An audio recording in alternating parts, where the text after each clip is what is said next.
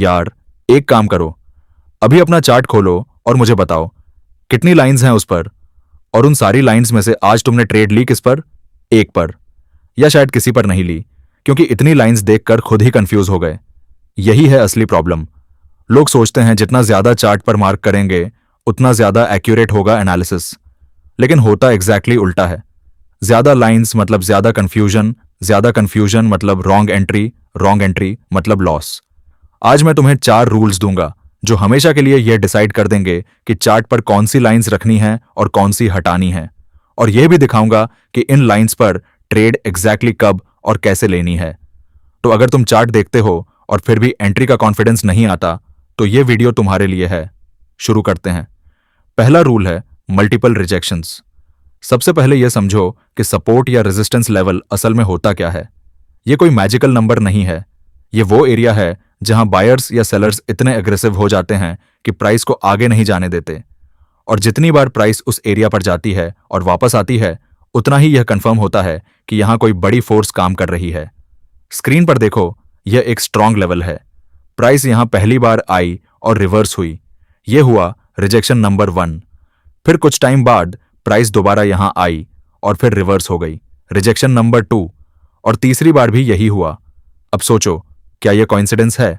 नहीं, यह कंफर्म करता है कि इस लेवल पर बड़े प्लेयर्स एक्टिवली प्राइस को पुश कर रहे हैं। तो रूल यह है, जिस लेवल से प्राइस कम से कम 2 या 3 बार रिवर्स हुई हो, वो लेवल मार्क करो। एक बार रिवर्स हुई लेवल, वो वीक है, उसे इग्नोर करो। मल्टीपल रिजेक्शन वाला लेवल, वो स्ट्रांग है, उसे सीरियसली लो। और यहां एक और इंपॉर्टेंट ऑब्जर्वेशन है। देखो कि प्राइस हर बार इस लेवल पर एग्जैक्टली सेम कैंडल टाइप बना रही है, लॉन्ग लोअर विक्स। ये और भी कंफर्म करता है कि यहां बायर्स कंसिस्टेंटली एक्टिव हैं। ये डिटेल लोग मिस करते हैं, लेकिन यही डिटेल्स ट्रेडिंग को प्रॉफिटिंग में कन्वर्ट करती हैं। दूसरा रूल थोड़ा अलग है, और यह उन सिचुएशंस के लिए है जहां मल्टीपल रिजेक्शंस नहीं मिलते। कभी कभी एक ऐसा लेवल होता है जहां प्राइस सिर्फ एक बार गई, लेकिन वहां से इतनी एग्रेसिव मूव हुई, इतनी शार्प कैंडल्स बनी कि तुम्हें इमीडिएटली फील हो जाता है कि यहां कुछ बड़ा हुआ था।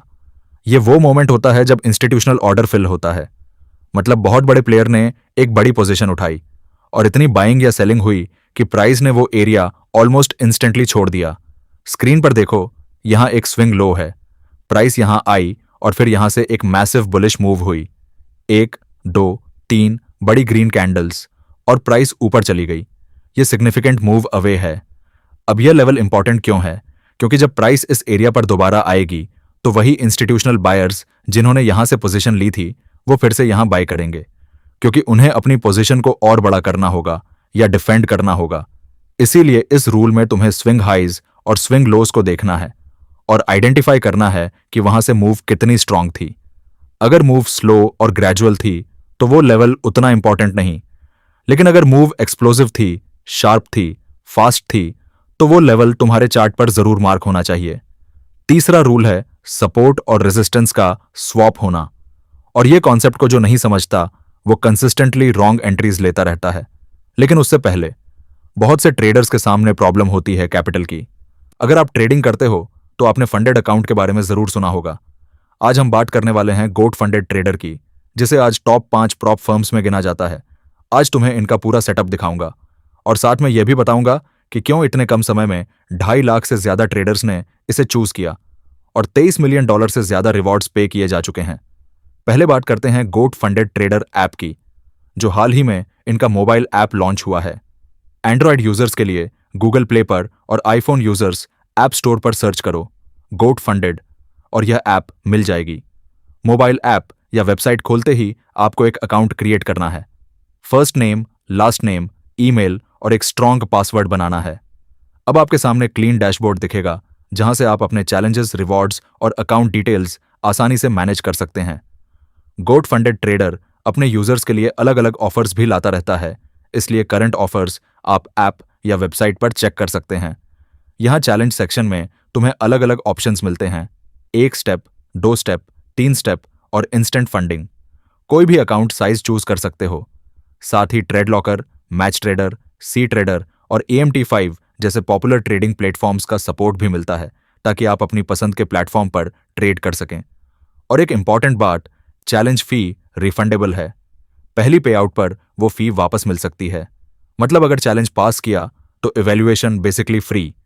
पे आउट की बात करें तो 2 बिजनेस डेज के भीतर प्रोसेस किया जाता है, और अगर डिले हुई तो $1000 बोनस भी मिल सकता है। Terms and conditions apply. Description में लिंक है, चेकआउट कर सकते हो। अब वापस आते हैं स्ट्रैटेजी पर, और तीसरा रूल है जो मेरे हिसाब से सबसे ज्यादा लोगों को नहीं पता। ये वो कंसेप्ट है जिसे समझने के बाद तुम चार्ट को कंप्लीटली अलग नजर से देखोगे। ध्यान से देखो। मान लो एक लेवल है जो कई बार सपोर्ट का काम कर चुका है। प्राइस उस पर आती है और वापस ऊपर चली जाती है, लेकिन एक दिन प्राइस उस सपोर्ट को ब्रेक कर देती है और नीचे चली जाती है। अब ज्यादातर लोग क्या करते हैं, वो उस लेवल को इग्नोर कर देते हैं। मिस्टेक, क्योंकि यही सपोर्ट अब रेजिस्टेंस बन गया है। स्क्रीन पर देखो, ये रहा वो लेवल। कई बार यहां से प्राइस बाउंस हुई, ये था सपोर्ट। फिर यहां प्राइस ने इसे ब्रेक किया और नीचे आ गई। अब देखो क्या हुआ, कुछ टाइम बाद प्राइस वापस ऊपर आई एग्जैक्टली इस लेवल पर, और यहां से फिर नीचे चली गई। ये अब रेजिस्टेंस बन गया। ये फिनोमिनन को रोल रिवर्सल भी कहते हैं, और ये इसलिए होता है क्योंकि उन लोगों का साइकोलॉजी इसमें इन्वॉल्व्ड है जो सपोर्ट पर बाय करते थे। जब सपोर्ट ब्रेक हुआ तो उनका स्टॉप लॉस हिट हुआ, वो लॉस में हैं।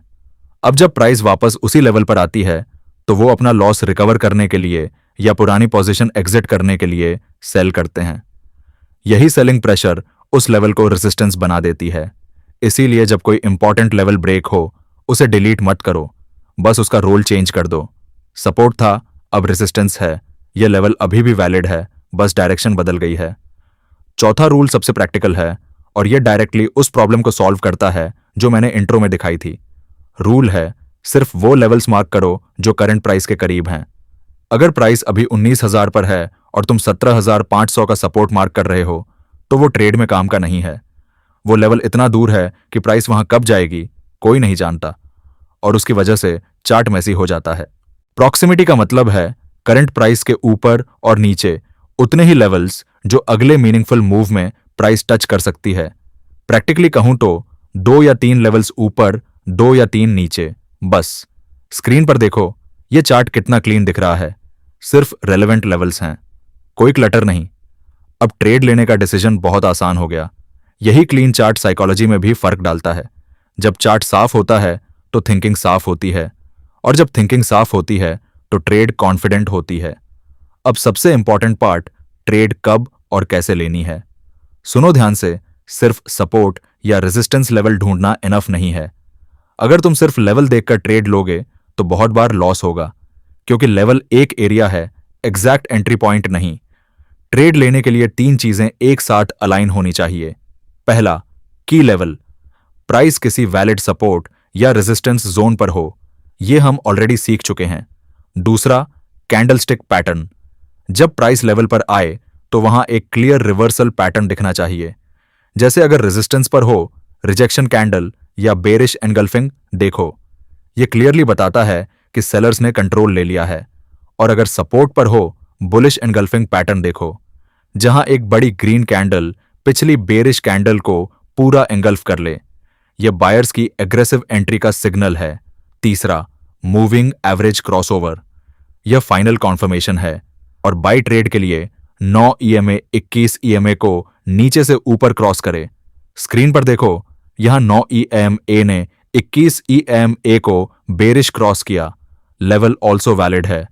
कैंडलस्टिक पैटर्न ऑल्सो कंफर्म है। तीनों कॉन्फ्लुएंस एक साथ हैं। यह है तुम्हारी high probability trade setup. Trade entry हो गई, अब रिस्क मैनेजमेंट। पहले बात स्टॉप लॉस की।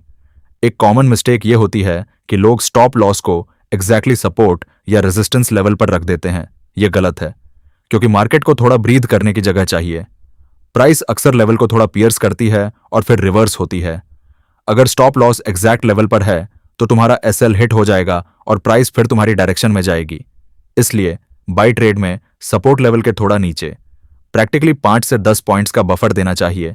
यह मार्केट और टाइम फ्रेम पर डिपेंड करता है। अब टेक प्रॉफिट कहां? हमेशा अगले इंपॉर्टेंट ऑपोजिट लेवल पर। सेल ट्रेड में अगला सपोर्ट, बाई ट्रेड में अगला रेजिस्टेंस।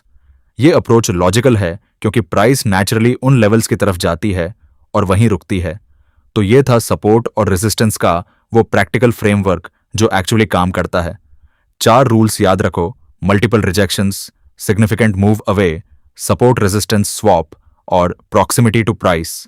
और ट्रेड लेने से पहले 3 कॉन्फ्लुएंसेस जरूर देखो, की लेवल, कैंडलस्टिक पैटर्न और moving average crossover. Stop loss को लेवल के बाहर रखो और टारगेट को अगले ऑपोजिट लेवल पर। बस इतना ही है। यह कॉम्प्लिकेटेड नहीं है, लेकिन इसे कंसिस्टेंटली अप्लाई करने में टाइम और प्रैक्टिस लगती है। अगर यह वीडियो यूजफुल लगी तो लाइक करो और चैनल सब्सक्राइब करो। मिलते हैं अगली वीडियो में।